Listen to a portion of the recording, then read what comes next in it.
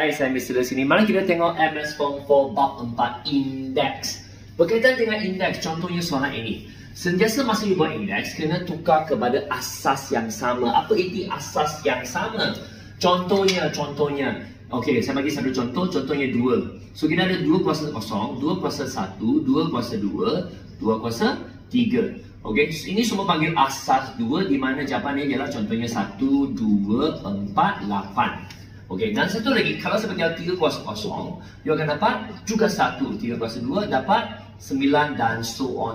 Betul tak? So, kita tengok sini, apa-apa benda yang kuasa 0, jawapan dia akan sama dengan 1. Itu formula dia.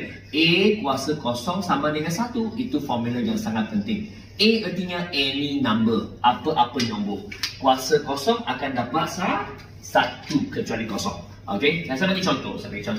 Nah, contoh soalan ini. Contoh dibagi awak X. Kalau sini ialah asas X, sini mesti kena tukar jadi asas X juga. So, macam mana tukar? Senang sahaja. Kalau 1, you boleh tukar guna formula. 1 sebenarnya ialah X kuasa 0 mengikut formula. Dan sini tulis balik benda yang sama.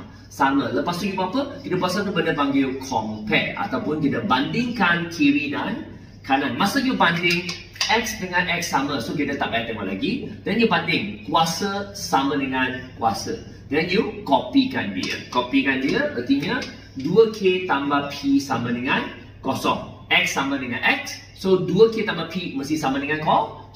Copy, paste turun bawah. Lepas turun bawah, apa yang dia nak? Dia nak you ungkapkan P dalam sebutan K. They want you to express P in terms of K. Artinya you nak cari apa itu P. Ungkapkan P. So, nak cari P, apa you kena buat? So, yang 2K tu kena pindah sana jadi negatif. 0 tak payah tulis lagi. Siap jawapan dia. Positif jadi negatif. Itu dia. Thank you. Untuk mengetahui lebih banyak, anda boleh join saya melalui kelas percubaan secara percuma. Cuma kena WhatsApp ke nombor ini. Kami akan membantu anda.